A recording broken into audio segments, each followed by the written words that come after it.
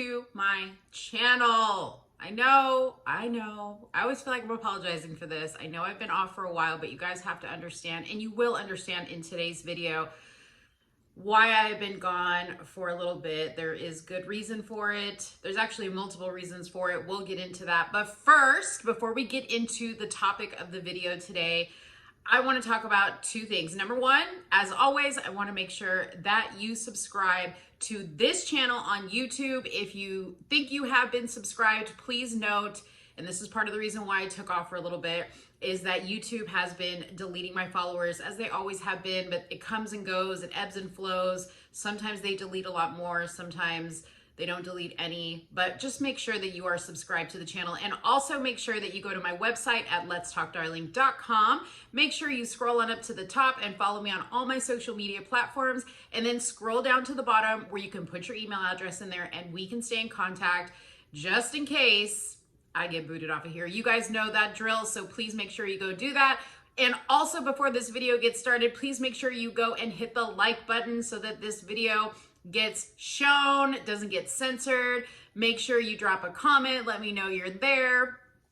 And last but not least, I know that you guys are always messaging me about my hair and you love how I do different hairstyles. Well, I actually am partnering with a company called INH Hair, and you can go to their website at inhair.com. I have them pulled up here so I can make sure to cover all the information about it. But they were kind enough to send me this amazing ponytail. And you guys, when I say amazing, your girl has worn a lot of wigs, a lot of extensions. I know my hair, okay? And when I got this, I was really, really impressed with it. Number one, it is super, super thick, super, super heavy. I'm gonna give you like an up close view. You're not gonna believe that this is vegan synthetic hair, and it feels and looks like real hair, okay? Now this particular model or type of ponytail that I'm wearing is the Maya. This is their best seller. This is the color Toffee. If you can believe me, you guys see that I have that I have highlights in my hair, I have color in my hair. I literally went on their website and looked at a picture and picked this out. However, they do have a tool on their website that helps you to pick the type of hair that or color that you need, because they do have different pieces with root, with like multiple colors in them, some with solid colors. So there's all kinds of options. But to tell you about this one in particular, again, this is the Maya, M-I-Y-A.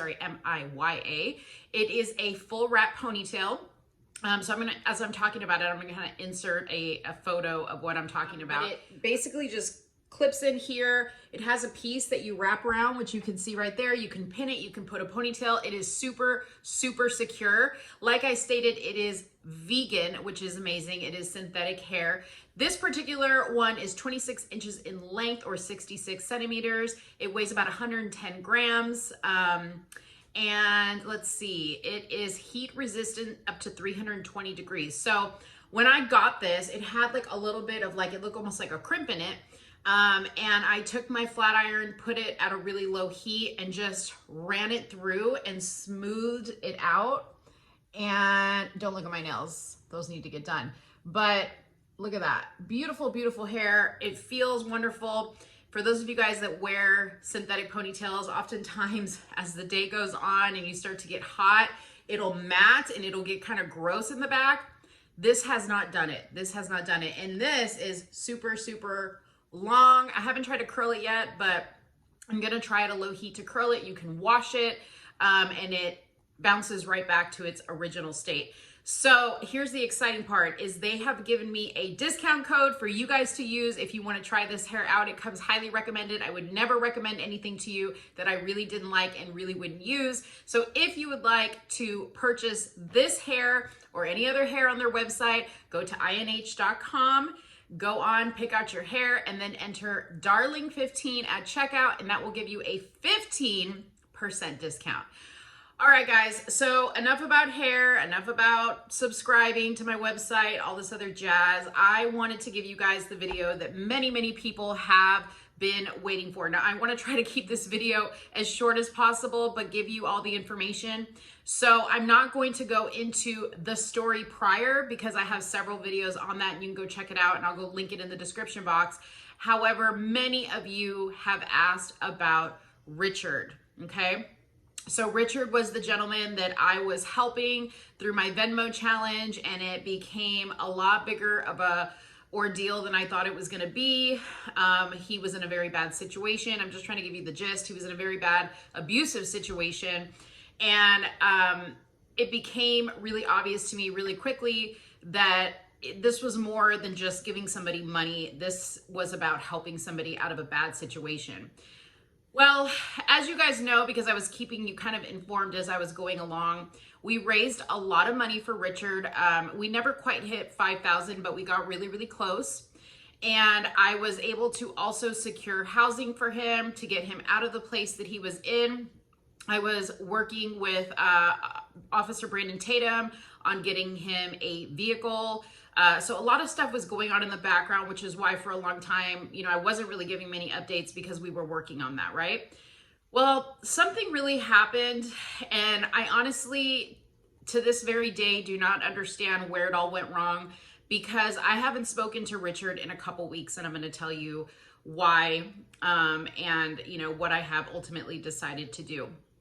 So there were two things that I was requesting that Richard take care of. Now, if you watched the previous videos on Richard, you know that I was able to contact a family member of his, a cousin, who was very, very grateful that I was helping him, that I had reunited them because they hadn't spoken in a long time either. But this cousin, he's older, of retirement age, and he was actually getting ready to move to Costa Rica, but he was helping me a great deal kind of facilitate some things that I needed to facilitate. I had to ask Richard to do two things. One of them was he needed to get a new driver's license because he didn't have the updated license. His license wasn't expired, but we also needed to do an address change for him, eventually move a car over to him, get him insurance, all this other stuff. And we needed his ID, and a bank account, and we needed his ID to reflect current information, not the information where he was at right now, which was a very, very bad situation. Like I said, they were abusing him. They were stealing his money. So I had said to him, hey, you're going to need to get a new license. Okay. So his cousin was actually working on that. He was also working on trying to get power of attorney so that he could assist Richard in managing his finances, because Richard has not had to do that pretty much his entire life. Number one, because these people were taking his money, so he had no money to manage.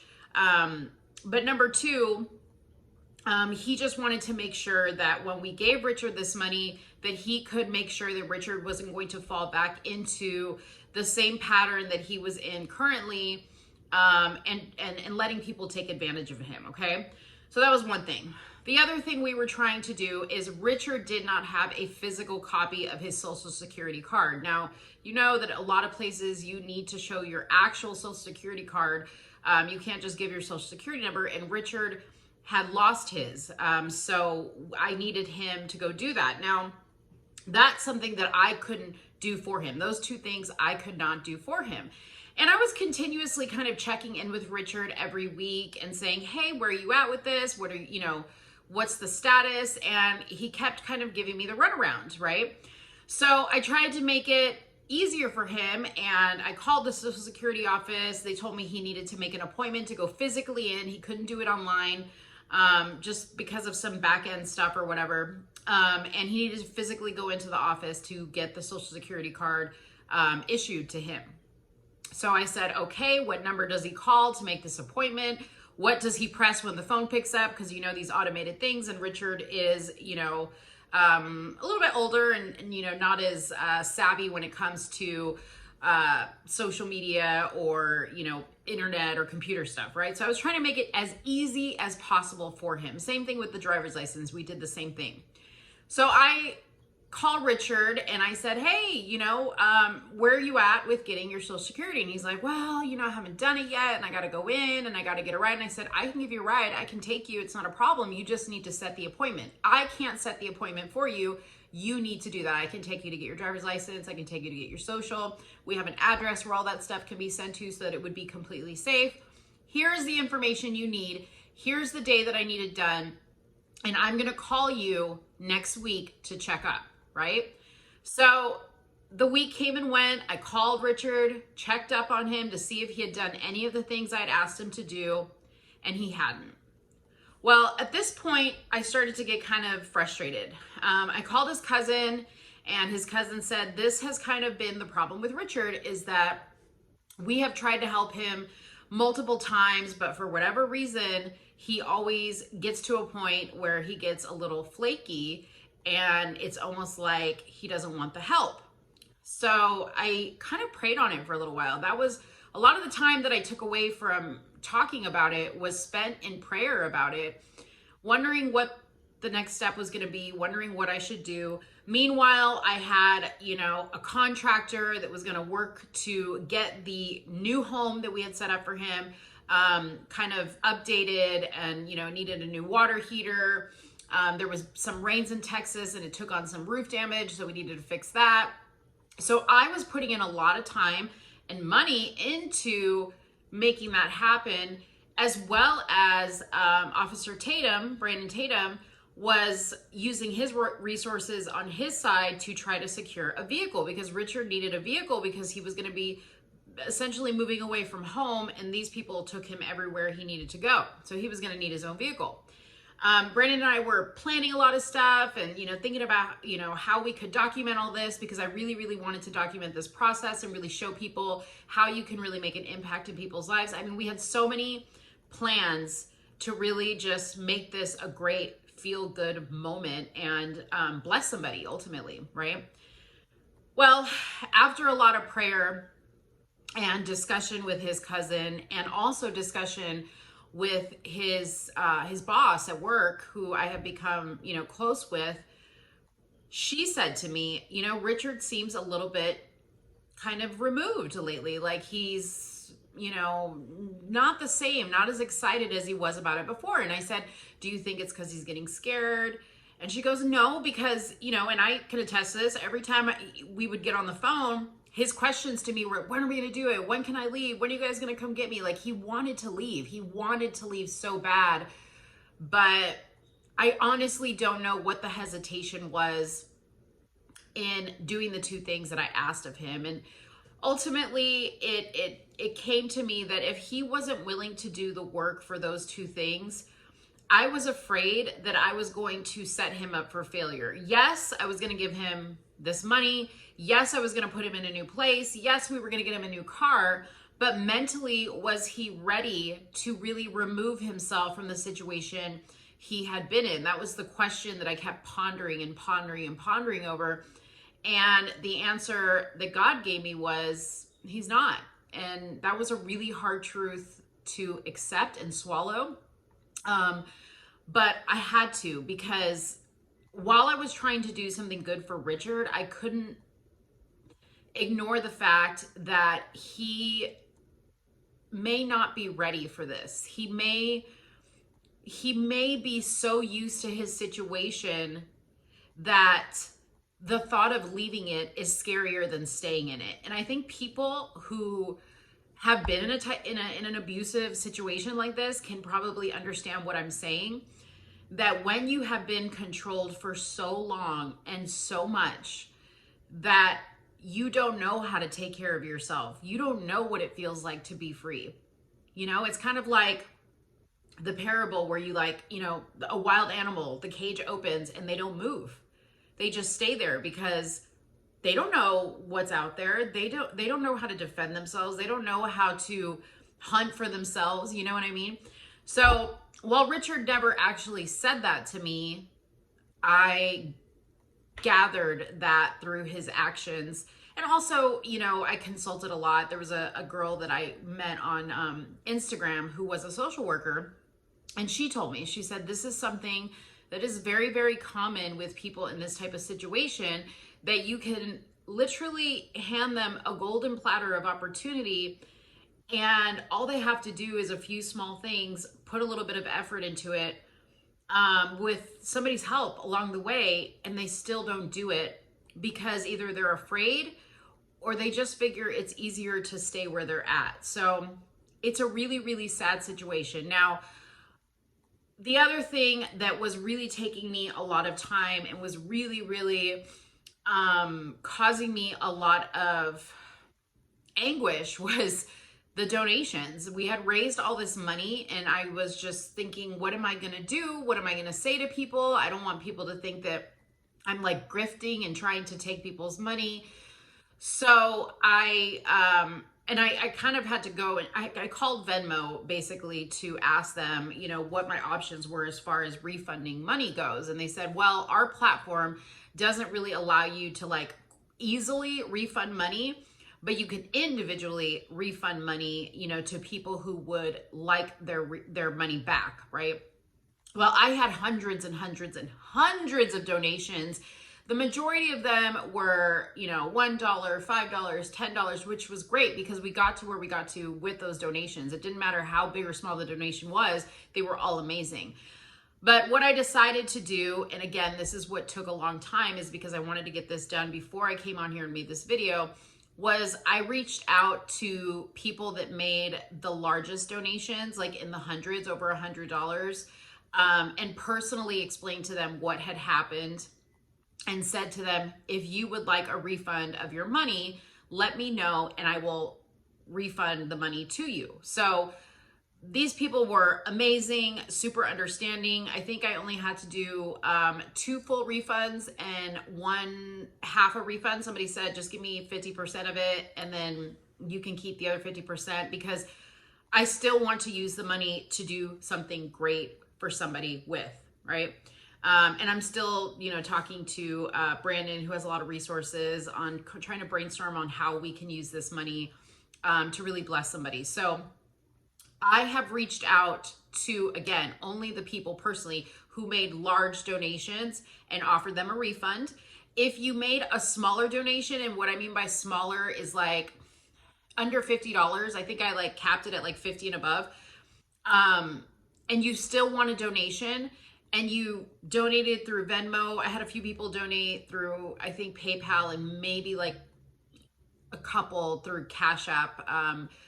But if you do want a donation, a refund, no matter how big or small it was, I'm happy to give it back to you. What I'm going to need you to do is I need you to email me at letstalkdarling.com.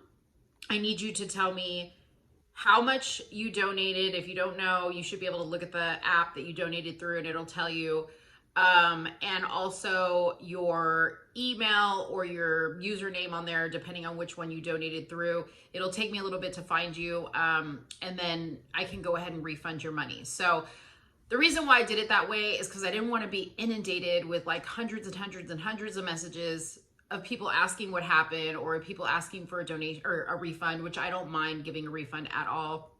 It is 100% fine if you donated that money to Richard and now that you know that Richard is not going to be getting it, that you ask for your money back. I am 1000% okay with that. No questions asked. I will give you your money back. Okay. So just make sure that you send the information that I need so that we don't have to go back and forth and I can quickly get your money back to you. But if you choose to not get a refund, we're going to keep the money in the Venmo account.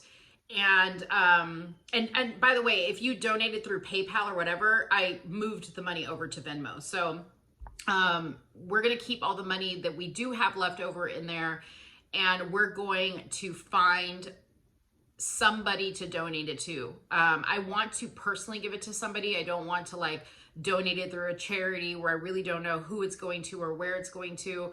So if you guys have any ideas, you know, of somebody that I could just bless with this money, I've thought about like students buying books, paying tuition for students as an idea. But if you have any ideas, please drop a comment below and let me know your thoughts.